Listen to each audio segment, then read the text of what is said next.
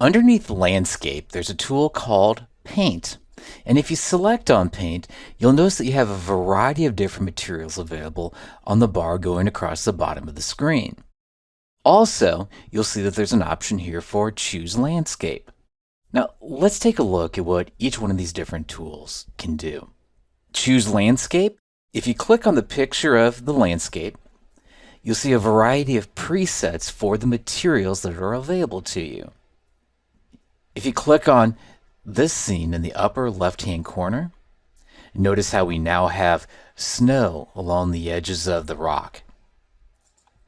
Click into more snowy area. Notice how the entire area is covered in a thick layer of snow. If we choose a landscape that has more grass in it, such as this one here toward the middle, it gives us a scene very similar to what we had before. If we choose a landscape which looks more like desert, that's what you'll get, more of a desert scene.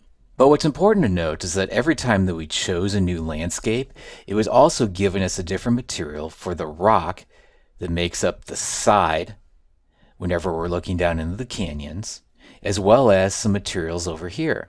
If we choose landscape, then pick this one which has more grass and dirt, notice how we have a different rock material that makes up the sides, and then different materials over here as well, which remove that desert look that we had before, and now we have more of a green look. If we wanted to make adjustments to any of these materials at this point, we could.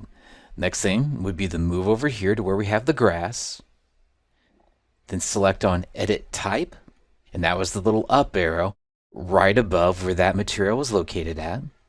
Currently, we have this clovers as being the grass, but instead of having grass, let's see the Thailand sand as being our option.